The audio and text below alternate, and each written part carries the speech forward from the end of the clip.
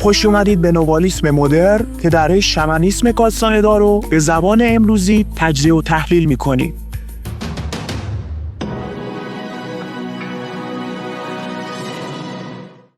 بچه‌ها تو این ویدیو قرار هستش که کماکان یه سری مسائل رو در حوزه مرور دوباره با هم بررسی کنیم تا یه خورده آشنایی بهتری با این فن پیدا کنیم که یکی از المان‌های اساسی انضباط مسیر مبارزه.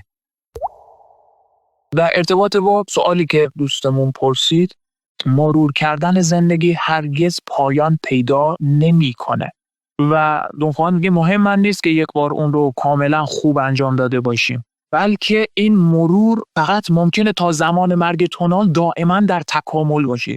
چون شما همش مرور میکنید، انرژی تجدید میکنید.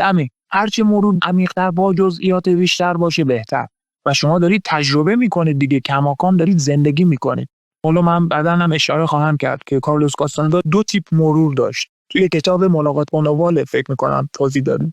یه مرور کلی زندگیش از تولد تا لحظه حال و یک مرور سالانه که هر سال تونال رو زندگی میکرد، اون رو باز تجربه میکرد دوباره و این دوتا فن رو به عنوان تکنیک خودش از مرور پیاده سازی میکرد. جالبه دیگه، شما تا زمانی که نمردید دارید تجربه میکنید، برابر این فرایند مرور ادامه داره.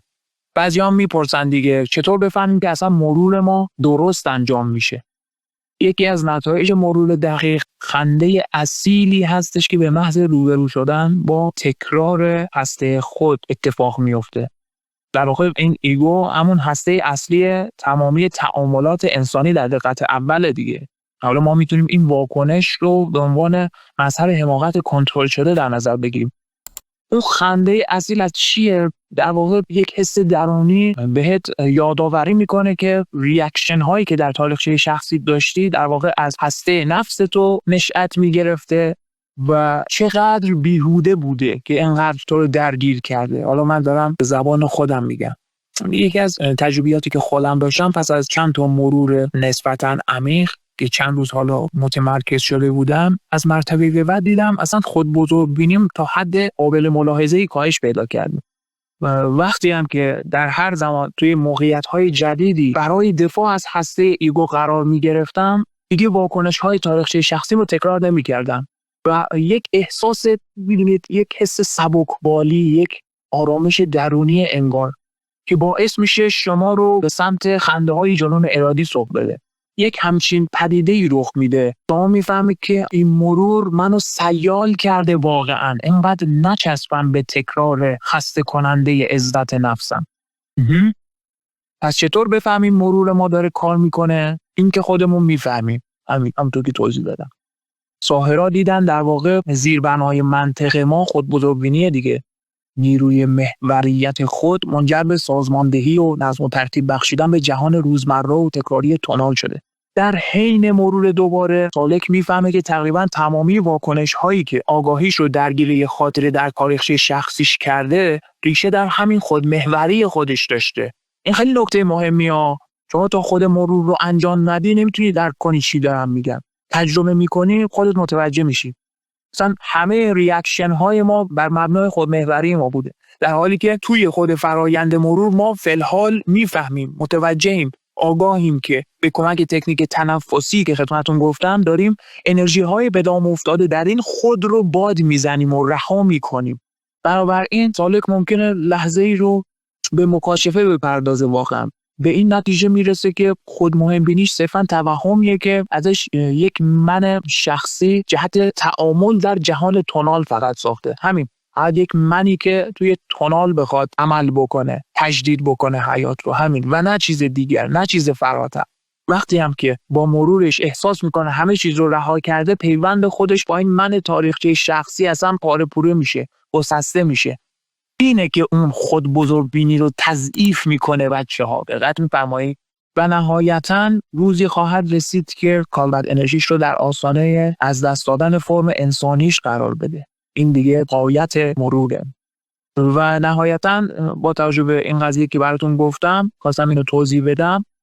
اون احساس رهایی و سبکبالی و نمیدونم حتی بگیم آرامشی که در واقع مرور پدید میاره، یک جریان انرژتیکی رو به راه میندازه در کالبد انرژیش که نهایتاً منجر به خنده عمیق و درونی میشه و بهش یک شادابی و نشاط و تازگی خاصی القا میکنه، چیزی که دونا فلوریندا فکر میکنم در موردش صحبت کرده بود.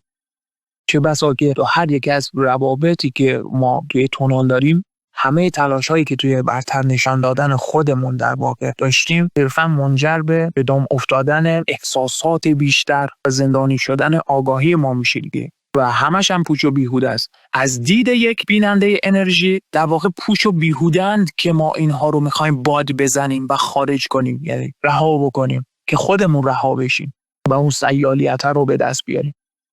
تو این مرحله است که سالک‌ها عملاً یاد میگیرن که به همه چیز آمدانه و ارادی بخندند. همونطور که توی یادداشت‌های ساحر هم حتی کارلوس میگه خنده ما رو شارژ میکنه، که دیگه خنده آمدانه است و از یک مرور نسبتاً کامل به بعد دیگه زندگی سالک بر مبنای هستی خود دیگه نیست، بلکه بر مبنای جنون ارادی. تمامی تعاملاتش مبتنی بر حماقت کنترل شده رقم میخوره. قبل از این مثل دیوانه‌ای بوده که فقط از خود شخصیش دفاع میکرده، اما از این به بعد این نکته رو میدونه و با آگاهی جنونش رو به کار میبنده در واقع. بذارید اینم بگم بچه‌ها. هدف مرور دوباره به لحاظ انرژی توی کتاب گذر ساحران کلارا یا دونا فلوریندا نمیدونم که توضیح میده که از اون جایی که مرور دوباره در واقع فراخوانی انرژی هستش که قبلا توی اقدامات گذشته صرف کردیم، این عمل مرور شامل پاکسازی روش‌های معمول تفکر، رفتار و احساس فرد با استفاده از یک کار جادوگری سنتی دیگه، کاری که همه نوع آموزان و سالکان مدرن هم حتی بهش نیاز دارن. هدف غایی مرور دوباره همونطور که اشاره هم کردیم آزادی کامل آگاهی شخصی است که توسط بینندگان دوران باستان کشف شد و میتونیم به واقع بگیم که این ارزشمندترین هدیه‌ای بوده که سنت جادوگران مکزیک عهد عتیق برای ما به ارمغان آورد. جایی گفتن که هدف از مرور شکستن فرضیات اساسی است که در طول زندگی خود پذیرفتیم. بعضی هم که کم و بیش الان اشاره کردیم. تا زمانی که اون مفروضات و اون اصول رو نشکنیم با مرور، نمیتونیم مانع از پنهان کردن آگاهیمون از قدرت به خاطر سپردن بشیم. چون قبلا هم باز اشاره کردم محققین متافیزیک و حتی روانشناسا آزمایش هایی کردن که در هر تجربه آگاهی ما یک کپی کامل و بی عیب و نقص از چیزها رو در خودش ذخیره میکنه و توی رویا که ما منبسط میشیم همه اینها در دسترس قرار میگیره. اون یه کتابی رو که یک بار خوندی الان هیچ چیزی یادت نمیاد، توی رویا میتونی دوباره از نو با جزئیات تمام ببینی. مثلا این نشون دهنده اینه که در کالبد انرژی شما یک کپی تام و بی نقص شکل میگیره از هر چیزی که توی زندگیتون تجربه میکنه دیگه. و در واقع ما توی تئوری پیوندگاه اینطور گفتیم که اطلاعات متناظر با اون پدیده در قالب یک حافظه انرژتیک متناسب با موقعیت حاضر نقطه تجمع ذخیره میشه. اون تجربه‌ای که داریم در حال حاضر انجام میدیم. خیلی از مرورگرها هم بهتون بگم گزارش میکنن که دیگه خاطرات رو با جزئیات تمام میتونن احضار کنن و همه چیش رو ببینن، جلوی چشمشون بیارن، که توی کتاب جهان هولوگرافیک مایکل تالبوت هم به این گونه افراد اشاره شده. یه عده خاصی که اصلا یه چنین استعداد ذاتی عجیبی دارن. مرور، یک مرور کامل شما رو به یک چنین توانایی و پتانسیلی سوق میده بچه‌ها. جهان صفحه عظیمی از خاطرات دیگه. کلاً روی بحث ذهن هم خدمتتون عرض کردم. من فیزیک یعنی خاطره که در ذهن شکل گرفته. حالا در چارچوب این بحثی که داشتم خدمتتون عرض می‌کردم، وقتی که مفروضات شکسته میشن، قدرت به خاطر سپردن نه تنها کنترل میشه بلکه تقویت هم میشه دیگه. ببینید از کودکی ما بزرگ شدیم. انرژی ما توسط محدودیت‌های نظام‌های اجتماعی مهار شد. و بنابراین فراموش کردیم که انرژی رو در حال حرکت و سیلان دیدیم. چون همه ما در کودکی بدون استثنا در شرایط نوزادی بیننده بودیم و این شرایط تونال باعث شد که فقط اون چی رو که فکر میکنیم مجاز به یادآوری به خاطر بسپاریم و نه بیشتر. ببین چقدر فیلتر شد آگاهی ما. در واقع فرایند مرور همین کار رو از نوعی دیگه منتها برای بازیابی رشته‌های انرژی از حوزه اسیری الکترومغناطیسی ما که در نتیجه زندگی روزمره گم یا در هم پیچیده شده انجام میده. آقای همچین حرکتی میکنه دیگه، مرور همچین بلایی سر ما میاره. و واسه همین هم هست که اتفاقا توی تجربیات اولیه به خصوص کاربرزا ممکنه گله شکایت کنن که مرور دهن ما رو سرویس کرده فرضاً. دقت میکنید؟ هرچه بیشتر متلاشی بشید این یعنی نرمتر دارید میشید، یعنی سیالتر دارید میشید. و بدین ترتیبه که بچه اون روکش تابان الکترومغناطیسی هدیه ازلی ما که توسط حملات هدفمند پروازگران بیگانه مکیده شده دوباره رشد میکنه و چیزی که کپی خاطرات رو در خودش حمل میکنه رو ما با فرایند مرور خلق میکنیم. چیزی که در واقع برای عقاب ارزشی معادل آزادی آگاهی شخصی ما داره. آزادی هم که ما اشاره کردیم موقعیتی از آگاهیه که درش همه واحدهای کالبد انرژی ما در هم ادغام و به صورت یک پارچه عمل میکنن. پس از مرگ ارگانیسم قرار ما یک پارچگیمون رو حفظ کنیم. یک کمین کننده شکارچی پس از مرگ ارگانیسمش یک چنین داد و ستدی با عقاب انجام میده که این کالبد مرور رو میده یک پارچگی خودش رو حفظ میکنه. چون عقاب نیازی به نیروی حیات ما نداره که. عقاب فقط تجربیات زندگی ما رو میخواد طبق آنچه که بینندگان کهن دیدن و کشف کردن.